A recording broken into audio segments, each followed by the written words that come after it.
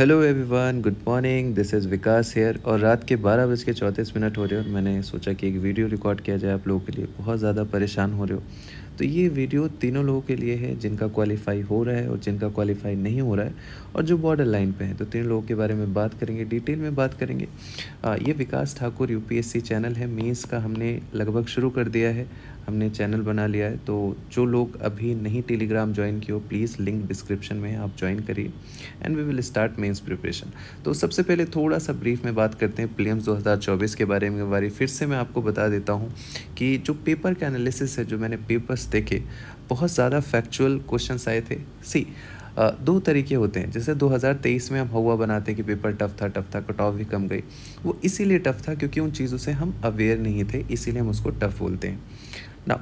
अभी क्या हुआ, 2024 में जितने भी सवाल आए लगभग बेसिक से आए, एनसीईआरटी से आए, बहुत सारे ऐसे सवाल थे। तो वो हमारे नोन में थे, हम उसको जानते हैं। तो हमें ऐसा लगता है कि पेपर आसान आ गया। बाहर से स्पेशली जो जाके एग्ज़ाम हॉल में नहीं बैठते उनको लगता है कि टफ़ है। मैंने देखा यहाँ पे, मैंने सोचा कि यार मतलब पेपर फैक्चुअल है, हम उससे अवेयर होते हैं, बट वो सारी चीज़ें हम उसके लिए तैयार नहीं होते। तो जो लोग एक्चुअल एग्ज़ाम हॉल में जाके पेपर दे रहे हैं ना, उनके दिमाग में क्या होता है कि 2023 जैसा पेपर आएगा, एक वैसा माइंडसेट होता है।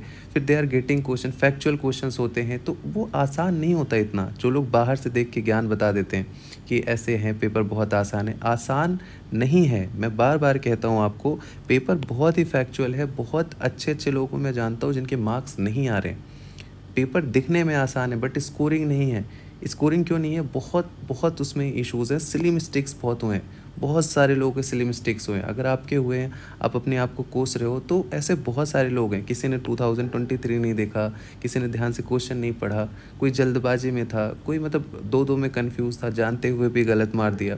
किसी के 5 सवाल, किसी के 10 सवाल, ऐसे बहुत सारे लोगों के हुए हैं। तो you are not the alone person. और इसीलिए मैं कहता हूँ, मैंने लास्ट टाइम भी बोला था कि cut off will be around 85 to 95। मतलब मैं कोई बहुत ज़्यादा एक्सपर्ट नहीं हूँ, बट एक हाँ एक्सपीरियंस है मेरा। तो मुझे ऐसा लगता है कि 95 के अब जाना इज़ वेरी डिफ़िकल्ट। 90 के आसपास हो जाए, 90 के नीचे हो जाए, तब भी बहुत हाईली लाइकली है। तो ये मतलब हो सकता है 90 के अराउंड, मुझे ऐसा लगता है कि 90 के अराउंड रहेगा, 85 टू 95 जो भी हो कट ऑफ। तो अभी हम उसके बारे में डिटेल में बात करेंगे। तो बहुत ज़्यादा डिफ़िकल्ट था स्कोर करना, बहुत ज़्यादा हाई स्कोर करना।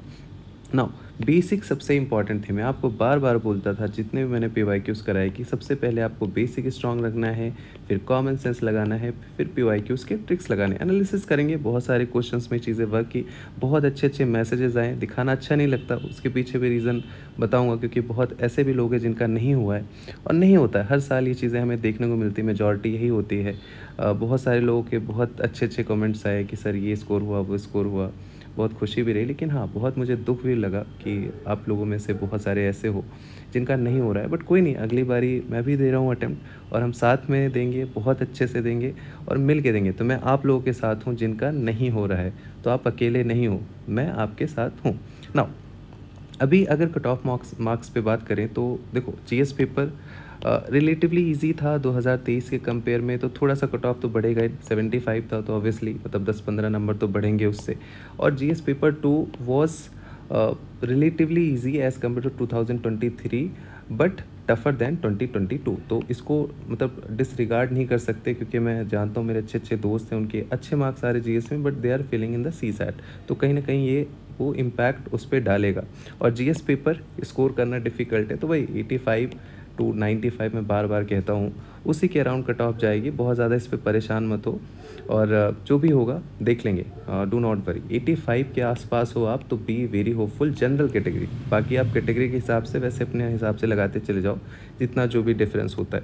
नाउ अभी 3 लोगों के बारे में हम बात करने जा रहे हैं। सबसे पहले हम बात करेंगे उनके बारे में जिनका क्वालिफाई हो रहा है, फिर हम उनके बारे में बात करेंगे जो बॉर्डर लाइन पे हैं और जिनका नहीं क्वालिफाई हो रहा है। लेकिन इनका हम सबसे पहले बात करेंगे, क्योंकि मेरी प्रायोरिटी ये है। हर साल क्वालिफाई करते हैं, लास्ट इतने सारे लोग, कितने मतलब हम तो 500-700 थे तब, उसमें 140 ने मेंस लिखा था। आई एम होपफुल कि इस बारी और ज़्यादा होंगे, काफ़ी ज़्यादा होंगे। तो ये मेरे लिए अभी प्रायोरिटी नहीं है। जब प्री का रिज़ल्ट आएगा तो मैं देखूँगा जो भी फोकस करना है। फ़ोकस होगा। अभी प्रायोरिटी ये लोग हैं मेरे लिए, क्योंकि ये सबसे ज़्यादा इम्पोर्टेंट है, क्योंकि मैं वो चीज़ें समझता हूँ कि कैसे-कैसे इमोशंस आते हैं। तो सबसे पहले इनके बारे में हम बात करते हैं जिनका क्वालीफाई नहीं हो रहा है। Now those who are not qualifying, there are different type of aspirant. पहला एक कि जिनको पता था कि वो क्वालीफाई नहीं करेंगे, मतलब वो श्योर थे। एक होप रहती है कि हाँ ठीक है, अपना बेस्ट दे के आएँगे, बट उनको अंदर से पता था कि नहीं होगा। बेसिक अच्छा नहीं था, बहुत अच्छे से प्रिपरेशन नहीं हो पाई, बहुत टाइम नहीं दे पाए, फिर भी दे आर कॉन्फिडेंट कि जैसे बहुत सारे लोगों ने बोला कि सर मेरे 25 आ रहे थे, अभी मेरे 75 आ रहे हैं, 50 नंबर का इजाफा हुआ है। ऐसे बहुत सारे केसेस हैं, तो उनके लिए वो चीज़ पॉजिटिव है, मतलब they are not concern about the attempt. वो बस एक चीज़ देखना चाहते थे। लेकिन एक ऐसी जनता है जिनसे सबसे ज़्यादा मुझे सिंपैथी रहती है कि वो दिन रात मेहनत करते हैं। दिन रात उन्होंने सारी चीज़ें पढ़ी है, सब कुछ बेसिक पढ़ा है, सारी चीज़ें रिवाइज़ करी है, बहुत सारे मॉक टेस्ट लगाए हैं, पीवाईक्यूज़ करे, फिर भी वो लोग नहीं स्कोर कर पाते, एक कट ऑफ मार्क्स नहीं जाता, और ये सबसे ज़्यादा पेनफुल होता है। मतलब जो क्वालीफ़ाई कर चुके हैं और जो क्वालीफ़ाई कर रहे हैं, जो बॉर्डर पे हैं या जो नहीं किए हैं, जिनको पता था, लेकिन ये इनका पेन कोई नहीं समझ सकता। सबसे ज़्यादा पेनफुल होता है कि आपने सारा अपना पूरा एफ़र्ट दे दिया, उसके बाद भी आपके मार्क्स नहीं आए। फिर आप क्या होता है ना कि वहाँ से आपके अंदर से एक आवाज़ आने लगती है कि भाई अब क्या करें? ये स्पेशली मेरे साथ होता था जब मैं मेंस देता था, इंटरव्यू देता था। तो 2022 का जो मैंने मेंस लिखा था सबसे बेस्ट था। सारी कोचिंग में मेरी AIR-1 जो 21 वाले इंटरव्यू ग्रुप के सारे, मतलब कई सारे IPS थे, कई सारे अच्छे-अच्छे रैंक, सब बोलते थे विकास तो टॉप करेगा, टॉप करेगा, टॉप करेगा, और मेरा नहीं हुआ। वो सबसे ज़्यादा पेनफुल होता है कि मतलब भाई क्या ही करें। सेम यहाँ पे भी होता है कि अब क्या कर सकते हैं। नाउ एक चीज़ आपको समझना है यहाँ पे कि understand the nature of the examination. ये एग्ज़ाम का नेचर ही ऐसा है यार मेरे दोस्त, मैं क्या करूँ? मैं कैसे आप लोगों का पेन मतलब नहीं हर सकता, क्योंकि ये नेचर है इस एग्ज़ाम का। यहाँ हर साल होते हैं। इट्स अप टू अस कि हम किधर जाते हैं, ये बाउंड्री है। हम इधर क्वालीफाई वाले एरिया में जाते हैं या इधर जाते हैं।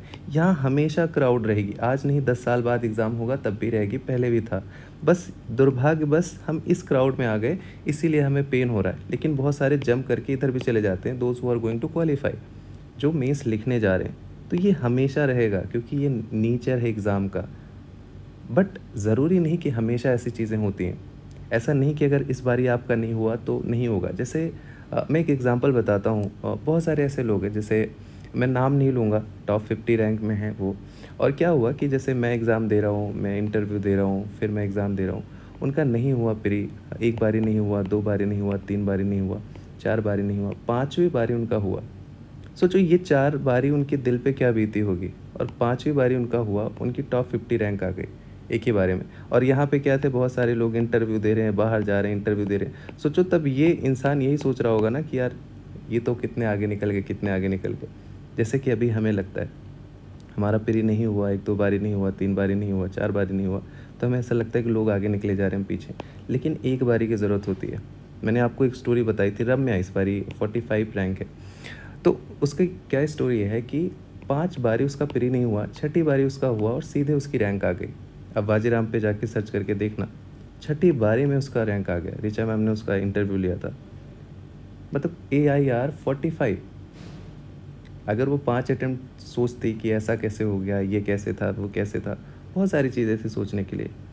तो ये मैटर नहीं करता कि आप किस अटेम्प्ट में हो रहे हो, मैटर ये करता है कि आप कब हो रहे हो। ये मैंने सीखा है। जब मैं पहला अटेम्प्ट दिया था, आई वॉज़ 21, कुछ ऐसे महीने हो गए थे, तो मैं ऐसे नेट पे देखता था कि मैं यंगेस्ट रहूँगा। इंटरव्यू दिया पहले अटेम्प्ट में तो सोचता था कि अपुनिच भगवान है, और नहीं हुआ। तो मुझे याद है कि जब नहीं हुआ मेरा, मैं दूसरे दिन ऐसे बार्बर के पास गया था, नाई की दुकान पे बैठा था, और मेरे सतीश भैया थे वहाँ पे, और मैं ऐसे ही नेट पे सर्च किए जा रहा था कोरम में कि यंगेस्ट कौन है, फिर ये कौन है।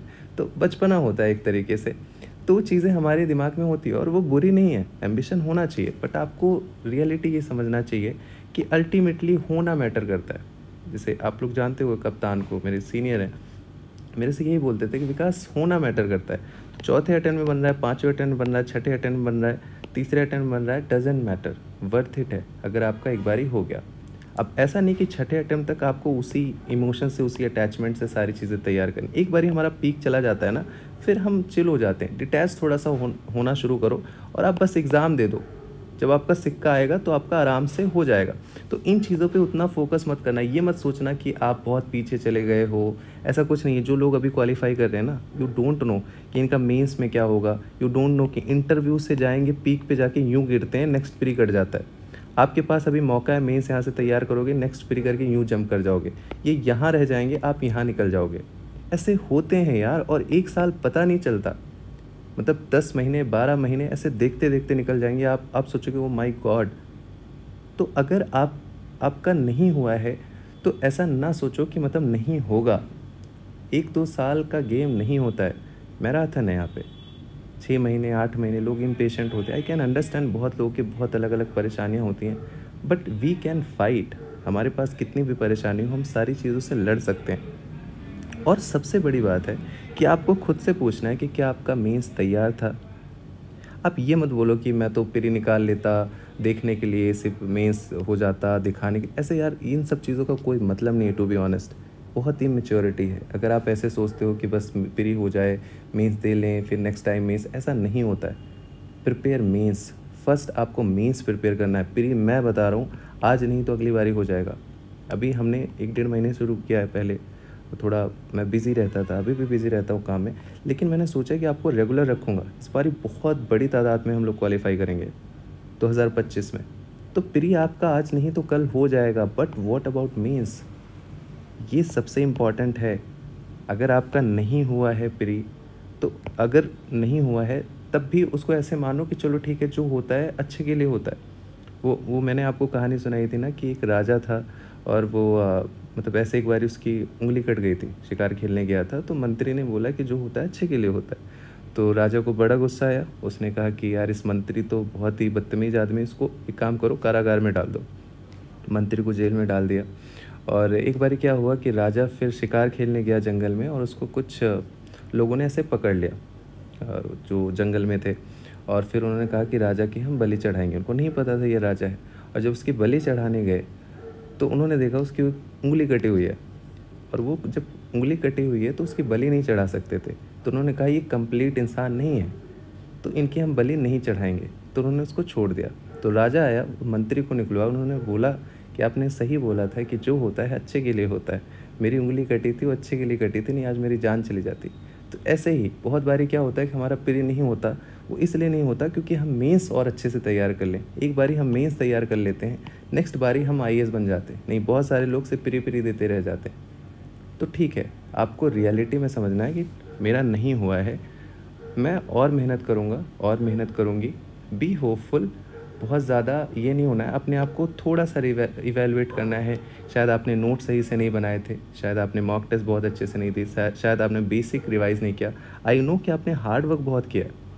मैं आपको बार-बार बोलता हूँ कि हार्ड वर्क ठीक है, बहुत सारे लोग करते हैं, बहुत मेहनत करते हैं, लेकिन right guidance is also important. अगर आपको मुंबई जाना है, आप दिल्ली जा रहे हो, तो कोई मतलब नहीं है ना, कितने भी तेज़ चले जाओ दिल्ली, जाना तो मुंबई था। तो ये बहुत इम्पोर्टेंट है, आपको रीअसेसमेंट करना है खुद का। आप पहचानो कि आपने गलतियाँ क्या की, खुद से आपको ऑनेस्ट होना है, डिल्यूज़न में नहीं रहना है। It's very important. और इसको एग्ज़ाम को एग्ज़ाम के तरीके से लो, लाइफ जैसे नहीं। बहुत छोटा है, अपने आप को कभी यूपीएससी से छोटा मत समझना। मैं आपको बार-बार बताता हूँ, हमेशा एम्पावर करता हूँ कि छोटा सा एग्ज़ाम है यार, you are bigger than UPSC. हाँ ठीक है, इमोशनल अटैचमेंट होता है, दुःख होता है, दुःख ही हो, वो हमारा हक है। वो हम मतलब किसी को दे नहीं सकते, वो आपको करना ही करना है। बट उसका मतलब ये नहीं कि आप अपने आप को एकदम कि मेरी किस्मत ख़राब है, मेरे तो कुछ नहीं है किस्मत में, ऐसा है, वैसा है, मैं अनलकी हूँ, ऐसा कुछ नहीं होता यार। मैं अगर अपना अनलकी बताऊँ तो आप विश्वास नहीं मानोगे। इतने एग्ज़ाम में फ़ेल हुआ हूँ यार, इतनी चीज़ें, इतनी मेहनत करने के बाद, इतने टेस्ट सीरीज़ लगाएँ, लेकिन उसका मतलब ये नहीं कि वर्थ इट नहीं था। अभी मैं जितनी चीज़ें जहाँ मैं काम करता हूँ, इतने पैसे कमाता हूँ, इतने सारे दोस्त यार, मतलब एवरीथिंग आई हैव, कोई ऐसा इशू नहीं। बहुत सारी चीज़ें बनी, बहुत सारे ऑफ़र्स आए, सब कुछ अच्छा है, आगे भी फ्यूचर ब्राइट है, कोई चीज़ कभी वेस्ट नहीं जाती। इतना ज़्यादा मत ले लेना कि मतलब यूपी से ठीक है यार, बहुत सारे लोग आईएएस बनते हैं, शुरू-शुरू में लाइमलाइट रहता है, फिर ग्राउंड में ऐसे ही जाके नॉर्मल है। आईएएस की मैं बात बता रहा हूँ, बाकी जो कुछ बनते हैं वो तो अलग की बात है, उनकी मैं बात ही नहीं कर रहा हूँ। तो इतना ज़्यादा सीरियस, इतना इमोशनल मत हो जाना। आप बहुत अच्छा-अच्छा काम कर सकते हो। इसको एग्ज़ाम के तरीके से लो, मेहनत से दो, शिद्दत से दो, आप बन जाओगे। लेकिन ऐसा नहीं कि इसको माई बाप समझ लेना एकदम से वैसा है। आपको ये चीज़ें समझ आएँगी, धीरे-धीरे समझ आएँगी। तो ये चीज़ आप दिमाग में बिठा के रखना कि इसको एग्ज़ाम जैसा देना है, बन जाएँगे, अच्छा काम करेंगे, देश के लिए अच्छा काम करेंगे और वो आप बन जाओगे, उसमें कोई इश्यू नहीं है। बस अपने ऊपर भरोसा रखना है। और एक चीज़ आपको दिमाग में रखनी है कि आपको दूसरे एग्ज़ाम पे भी फ़ोकस करना है। स्टेट का है आपका, हमेशा स्टेट बेटर होता है। शायद आप लोग अभी अगर नए होगे तो शायद आप उसको अवॉइड करते हो। जैसे मैं भी शुरू-शुरू में था, मैं 19 का यूपी पीसीएस का मैंने इंटरव्यू छोड़ा था। 508 लोगों को बुलाया था, 505 देने गए थे, 3 नहीं देने गए थे। और मैंने मतलब इंटरव्यू छोड़ा था क्योंकि मेरे बहुत सारे इंटरव्यू लगे थे फाइनल के, कई सारे एग्ज़ाम के। यंग था काफ़ी, तो आई वाज़ लाइक कि अरे सब में मतलब किसी न किसी में हो जाएगा, मेरे को तो आईएएस ही बनना है, ये सब कुछ नहीं बनना है। तो वो एक इमोशंस होते हैं, बट धीरे-धीरे चीज़ें बदलती हैं और मेरे इतने अच्छे मेंस में मार्क्स थे। उसके बाद मैंने दिया, मेरे मार्क्स मेंस में मार्क्स कम हो गए, फिर मैंने दिया, मैं मेंस में फ़ेल हो गया स्टेट में, फिर मैंने दिया, मेरा प्री नहीं हुआ। तो सोचो चीज़ें कैसे बदलती हैं। It's okay, no issues. उसी साल मेरे दोस्त वगैरह सेलेक्ट हो गए, बोले कि अगर तू इंटरव्यू दे देता सिर्फ तो हो जाता तेरा, हो जाता। लेकिन कोई बात नहीं, जो चीज़ मैंने ये सीखी है कि आपको मतलब ठीक है, मेरा बैकअप नहीं था बट बहुत सारी चीज़ें हो गई कि शायद मुझे उसकी ज़रूरत भी नहीं है। लेकिन बहुत सारे लोगों को ज़रूरत हो जाती है, तो हमेशा अपना स्टेट बैकअप ज़रूर देखना चाहिए। मेरा ऐसा मानना है कि अगर आप अपने स्टेट में एसडीएम बनते हो, तो दैट इज़ बेटर दैन कि बहुत सारी यूपीएससी वाले सर्विसेज में। तो ऐसे इन सब चीज़ों को भी छोटा मत समझना, आप स्टेट में हमेशा पावरफुल रहते हो। अगर आप यूपी पीसीएस क्वालिफाई करते हो यंग एज में, आप 15 साल बाद डीएम बनोगे, लेकिन आप सबसे ज़्यादा टाइम तक डीएम रहोगे। और आईएएस में भी सबसे ज़्यादा पावरफुल डीएम वाला ही पोस्ट होता है, उसके बाद आप ऊपर चले जाते हो, प्रमोट हो जाते हो। वो मज़ा उतना नहीं रहता जो डिस्ट्रिक्ट मजिस्ट्रेट का है। और किसी भी स्टेट में, जैसे हरियाणा वगैरह में, तो 100% सिर्फ स्टेट वालों को डिस्ट्रिक्ट मजिस्ट्रेट बनाते हैं, आईएएस वालों को नहीं बनाते। यूपी में है 50-60%। ये सारी चीज़ें आप जानो, उसको भी अच्छे से देना है। अपना स्टेट अपना होता है, उसकी भी तैयारी कर सकते हैं। बहुत सारी चीज़ें हैं आपके पास। अगर आप यंग हो, सीएपीएफ का एग्ज़ाम होता है, वो आप दे सकते हो। और भी बहुत सारे एग्ज़ाम होते हैं, आरबीआई ग्रेड बी का होता है। एग्ज़ाम देने में कोई इशू नहीं है। और लोग यूपीएससी की तैयारी करते करते बहुत सारे एग्ज़ाम क्वालिफाई कर लेते हैं। तो हमेशा उन सब चीज़ों के बारे में भी कंसीडर करना। अगर आपकी थोड़ी सी एज हो रही है, आपको ऐसा लग रहा है कि चीज़ें निकल रही हैं, अगर आप यू आर यंग कि 21-22 साल के हो, 23 साल के हो, then more focus on UPSC. ठीक है भाई, मतलब कोई इशू नहीं है, वो आप अपने हिसाब से देख लो। So you have to evaluate, दूसरे एग्ज़ाम पे भी आप फोकस कर सकते हो ना। नेक्स्ट चीज़ है कि कैसे अपने आप को मोटिवेट करें। That is very very important. I can understand कि क्या होता है ना, कि ऐसा लगता है कि सब कुछ ख़त्म हो गया, अब हिम्मत नहीं है मेरी, मुझे नहीं लगता मैं इससे ज़्यादा बेहतर कर सकता हूँ, कर सकते हो। लेकिन ट्रस्ट मी, आप कर सकते हो। आपको शायद बेहतर करने की भी ज़रूरत नहीं है, बट आप फोकस रहो, पॉजिटिव रहो कि ठीक है, मतलब वही सारी चीज़ें आप फिर से रिवाइव कर लोगे। शायद मैं बहुत लोगों को जानता हूँ कि उनकी एक बारी 60-70 आए, दूसरे बारी उनके 110 आ गए, फिर उनके अच्छे मार्क्स आए थे, कम हो गए। ये ऊपर नीचे चलता रहता है। यू कैन नॉट जज योरसेल्फ कि आपके यहाँ थे तो आप सोचो कि आप बहुत अच्छे हो, यहाँ आ गए तो आप सोचो कि बहुत ख़राब हो गया। ऐसा नहीं होता। तो अभी क्या करना है, आप थोड़ा सा ब्रेक लो, 2-4 दिन, 6 दिन, 8 दिन घूम टहल के आओ, घर चले जाओ, मम्मी पापा से बात करो, पेरेंट्स से बात करो, गर्लफ्रेंड बॉयफ्रेंड से बात करो, डेट पे जाओ, मतलब जस्ट एन्जॉय 5-7 डेज़, 10 डेज़ आपको एक ब्रेक लो, थोड़ा सा यूपीएससी से कट ऑफ हो, 10-15 दिन एन्जॉय करने के बाद फिर स्टार्ट विद द बेसिक्स। इसको पढ़ो, नोट्स बनाओ। हम इस पे सेपरेट वीडियो लेके आएंगे, प्लान बताएंगे कैसे कैसे आपको करना है। टेलीग्राम आप ज्वाइन कर लो। अगर आप नहीं ज्वाइन कर रहे हो तो बहुत सारी चीज़ें आप मिस करते हो। वो अपना फैमिली जैसा इन्वायरमेंट होता है, हम सारी चीज़ें अपडेट करते रहते हैं, मौज मस्ती होती रहती है। तो स्टार्ट विद द बेसिक्स, और वहीं से आप कनेक्ट भी रह सकते हो मेरे साथ। And focus on the mains, that is very very important. आप मेंस नहीं वो कर सकते, मेंस आपको प्रिपेयर करना है, मेंस ही आपको आईएएस बनाएगा, मेंस ही आपको एग्ज़ाम क्वालिफाई कराएगा, ना कि प्री आज नहीं तो कल। मैं कह रहा हूँ, गारंटी के साथ कह रहा हूँ, हो जाएगा अगर आप मेहनत से पढ़ रहे हो तो। Mains is very very important, so you have to focus on the mains. And we are going to start the PYQ analysis. Mains का हम डिस्कशन करेंगे कि कैसे आंसर लिख सकते हैं, किस तरीके से लिख सकते हैं। अनेकांतवाद वाली फिलॉसफी करनी। कोई भी परफेक्ट आंसर नहीं होता, कोई भी परफेक्ट इंट्रो, परफेक्ट कंक्लूजन नहीं होता। जो आपको कह रहा है वो बेवकूफ़ है।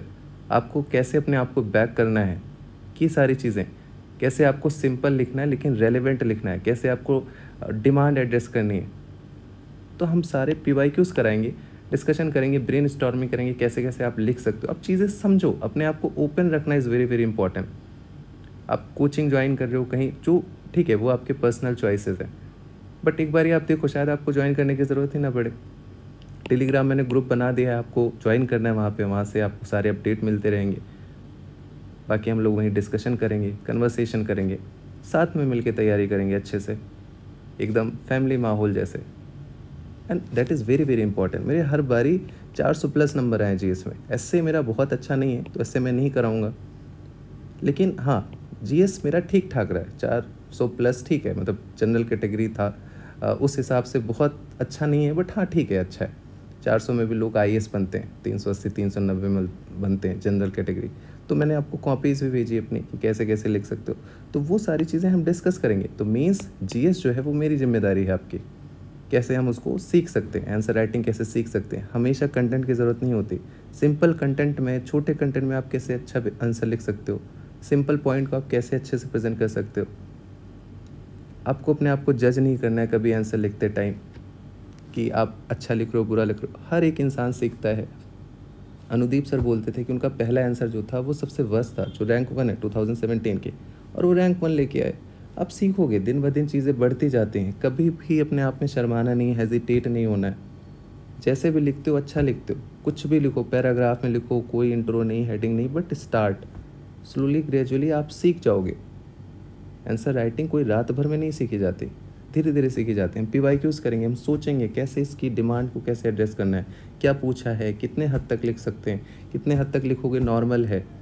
ऐसा भी नहीं बहुत आइडियल होना है, कोई आइडियल नहीं होता। ये कोचिंग में ऐसी चीज़ें बता देते हैं कि ऐसे लिखो वैसे लिखो ये, बट एक्चुअल एग्ज़ाम में कैसे आप लिख सकते हो, that is very very important.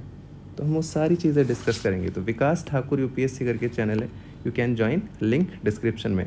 Now एक चीज़ याद रखना, जितना भी आपको पेन हो रहा है, जो भी परेशानी है, टाइम हील्स एवरीथिंग। मैंने ये चीज़ रियलाइज़ किया है।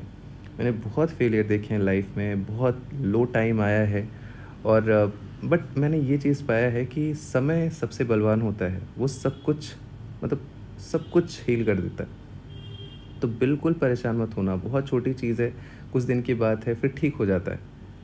अभी आपके पास मौके हैं, बहुत सारी चीज़ें हैं करने के लिए, तो इतने नैरो पे मत चले जाना। ठीक है, आपने मेहनत की है, आई अप्रिशिएट इट। आपको खुद पे प्राउड होना चाहिए। हर चीज़ को हम, मतलब UPSC का PDF नहीं डिसाइड कर सकती ना अपना कि हम कितने अच्छे आदमी हैं, कितने अच्छे सक्सेसफुल पर्सन हैं। ऐसा तो है नहीं पूरी दुनिया में सिर्फ UPSC लोग करते हैं, ये भी चीज़ है। तो ये चीज़ आप दिमाग में बिठा लो कि यार मतलब ठीक है, हमने इसमें मेहनत किया था, बहुत मेहनत किया, नहीं हुआ इट्स ओके, नेक्स्ट टाइम हो जाएगा, नहीं होगा तो फिर ठीक है, नेता बनेंगे। भगवान से पूछना कि तब लग रहा है कि आप नेता ही बनाओगे, नहीं कुछ और बनेंगे, बड़े बिजनेसमैन बनेंगे, कुछ और बेहतर करेंगे। समय सबसे बलवान होता है। मैं एक एग्ज़ाम्पल आपको बताऊं, जैसे ओझा सर है, हम लोग देखते हैं, मीम बनते हैं, सारे तरीके के उनके वो आते हैं फीडबैक। बट एक चीज़ आप बताओ, जैसे वाजीराम में पढ़ाते थे, 40 45 50 साल के हो गए थे, वाजीराम तक लिमिटेड थे, कोविड आया, कोविड के टाइम की छोटी छोटी चीज़ें वायरल होने लगी, now he is like celebrity. उनको ऑलमोस्ट होल इंडिया जानता है। क्या कभी उन्होंने सोचा था? नहीं। ऐसी चीज़ें हो जाएंगी कभी, आपको पता भी नहीं चलेगा। इसीलिए always back your self, always.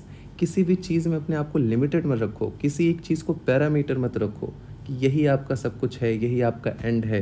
कुछ नहीं है। आप IAS बन जाओगे यार, 2 साल बाद डिप्रेशन में रहोगे, कोई गारंटी नहीं कि आप खुश रहोगे हमेशा। बहुत सारे लोग ऐसे रहते हैं, मैं अपने दोस्तों को जानता हूँ। ऐसा नहीं कि वो जैसे हम देखते हैं वैसी चीज़ें हो जाती हैं। हमेशा खुश रहना सीखो, अपनी चीज़ें एंजॉय करो। आप IAS भी रहोगे तो आप वहाँ सबसे बेहतर रहोगे, आप नहीं भी हो तब भी आप बेहतर रहोगे, कहीं भी रहोगे आप अच्छा ही करोगे। पॉजिटिविटी स्प्रेड करो, वही चीज़ें आपको मिलेंगी। आपको खुद पे भरोसा रखना है और समय सब कुछ हील कर लेगा। बहुत ज़्यादा छोटी चीज़ है ये, बहुत छोटी चीज़। लोग 4-4 साल ओलंपिक की तैयारी करते हैं, 4-4 साल, और जाके पहले राउंड में बाहर हो जाते हैं। 8-8 साल निकल जाते हैं, उनको क्वालिफिकेशन नहीं मिलता। 12 साल बाद जाके कहीं मिलता है तो कोई नहीं, कुछ नहीं जीतते। 16 साल बाद कहीं उनका नंबर आता है तो एक आध मेडल जीतते। पेशेंस, छोटो सोचो यार, कितनी बड़ी बात होती है वो। बहुत छोटी चीज़ है, मैं आपको फिर से कह रहा हूँ, सब कुछ सही हो जाएगा। नाउ अब उनके लिए बात करते हैं जो इंतज़ार कर रहे थे कि जो क्वालिफाई कर रहे हैं और बॉर्डर लाइन पे। तो सबसे पहले भैया दीदी लोग कि आप अभी आंसर की देखना बंद कर दो। बहुत परेशान हो गए होगे बार बार देख के, ये कोचिंग वो कोचिंग, इसमें डिबेट गाली गलौज भी हो जाते हैं टेलीग्राम पे बहुत सारे चैनल पे कि ये सही होना चाहिए वो सही होना चाहिए। बंद कर दो यार, मतलब मैंने तो बहुत टाइम वेस्ट किया इसमें। तो एज ए ब्रदर मैं बता रहा हूँ कि ये सारी चीज़ें आपको हटाना है। स्टॉप चेकिंग योर आंसर की। अगर आप 85 के अराउंड हो, जनरल कैटेगरी हो, तो स्टार्ट मेंस का अभी से शुरू कर दो। जो लग रहा है कि 60 नंबर है जनरल कैटेगरी हो, 70 नंबर है कि नहीं है चांसेस, तो आपको क्या करना है, आप थोड़ा सा ब्रेक ले सकते हो, लेकिन करना सबको मेंस है। तो मेंस की प्रिपरेशन करना है। ऑप्शनल पे आपको सबसे ज़्यादा फोकस करना है, यही है जो आपको आईएएस बनाएगा। जीएस में रेंज 360 से लेके 420 तक होती है लोगों की, लेकिन ऑप्शनल में 170 से लेके 340 तक होती है। बहुत ज़्यादा रेंज होती है। तो ऑप्शनल आपको बहुत अच्छे से कंसोलिडेट करना है। न्यूज़पेपर पढ़ना शुरू कर देना है। एक सेशन हम लेंगे इस पे, कैसे न्यूज़पेपर पढ़ते हैं। न्यूज़पेपर पढ़ो, समझो, हर चीज़ को रटने की कोशिश मत करो, ब्रेनस्टॉर्मिंग करो और थोड़ा सा समझने की कोशिश करो। अपना थोड़ा सा कॉन्सेप्चुअल क्लैरिटी बढ़ाओ, टॉपिक पे समझ बढ़ाओ। पीवाईक्यूज़ देखो कैसे सवाल आ रहे हैं, बहुत सारे लोगों ने देखा नहीं होगा, and that is very very important. PYQs हम कराने जा रहे हैं, हम उस पर भी सारी चीज़ें करेंगे। जो क्वालिफाई कर रहे हैं तो आफ्टर द रिज़ल्ट उनके लिए एक सेपरेट अपना प्लान है प्रॉपर, अभी रिवील नहीं करूँगा। मैं कोशिश में हूँ कि और बेहतर कर सकूँ उसको, तो हम लोग करेंगे। We will make a separate group. और सिलेबस आपको देखना सबसे इम्पॉर्टेंट है, क्योंकि यहाँ मेंस में सब कुछ सिलेबस से ही आता है। सीधे सीधे जो चीज़ें लिखी हैं वही सीधे सीधे हो जाएगा। तो हम उस पर पूरी डिटेल में बातें करेंगे वेरी सुन। और एक चीज़ याद रखने ना कि आपके पास एक गोल्डन चांस है। बार बार किस्मत मौका नहीं देती मेंस लिखने का। बहुत सारे लोगों को एक ही बारी मिलता है, बहुत सारे लोगों को 2 बारी मिल जाता है, बहुत सारे लोगों को 4-4 बारी मिल जाता है। ये जो भी आपको मिला है यही आपका लास्ट होना चाहिए। एक ही बारे में आपको क्वालिफाई करना है। हमेशा किस्मत साथ नहीं देती है। तो you have a golden chance और उसको बहुत अच्छे से यूटिलाइज़ करना है। तो ये चीज़ आप अपने जहन में बिठा लो। बहुत ज़्यादा रूथलेस रहना है, अपना बेस्ट देना है। और आपके लिए मैं अलग से प्लान लेके आऊँगा जब आपका रिज़ल्ट आएगा। अभी आपको सिर्फ ऑप्शनल पे फोकस करना है, सिर्फ ऑप्शनल पे। न्यूज़पेपर थोड़ा बहुत पढ़ो, सिलेबस वगैरह देखो, पीवाईक्यूज़ करो, लेकिन ऑप्शनल आपको कंप्लीट कर देना है प्रीलिम्स के रिज़ल्ट के पहले तक।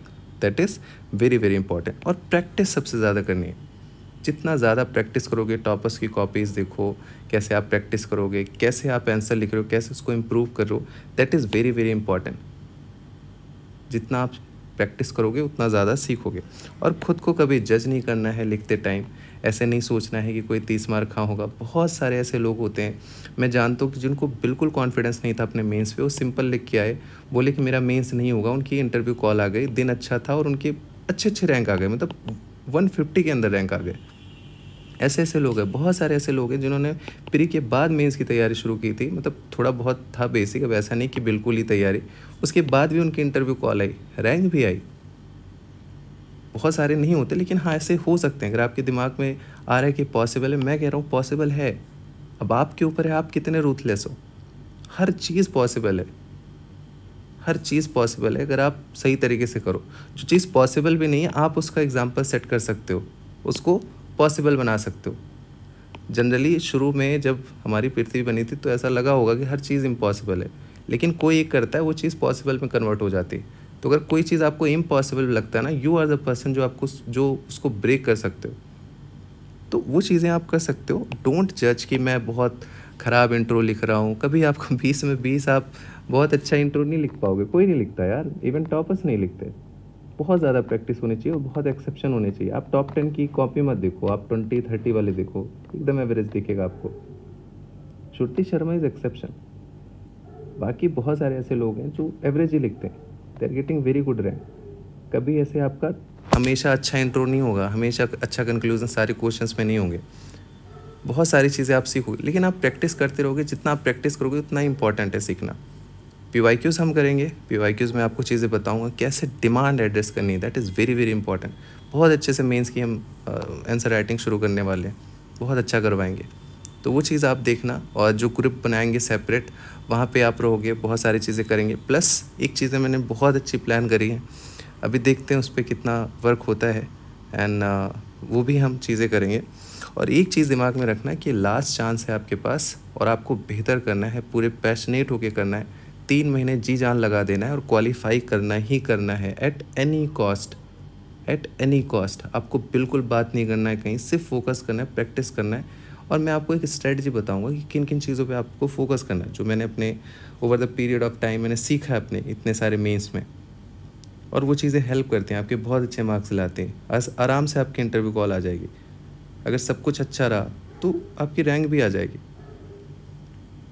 तो डोंट वरी, सबको मैं यही बोलना चाहूँगा कि अभी परेशान मत हो, 2-4 दिन वेट करो। हम प्लान लेके आएँगे, हम चीज़ें डिस्कशन करेंगे, कैसे हम क्या शुरुआत करेंगे, सब कुछ क्लियर हो जाएगा। और जिन्होंने टेलीग्राम नहीं जॉइन किया, आप जॉइन कर लीजिए, लिंक डिस्क्रिप्शन में, वहीं सारी चीज़ें आपको अपडेटेड मिलेंगी and we will start soon.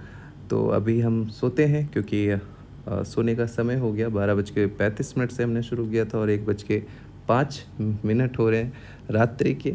तो मिलेंगे फिर नेक्स्ट सेशन में, तब तक के लिए शुभ रात्रि, बाय बाय, टेक केयर।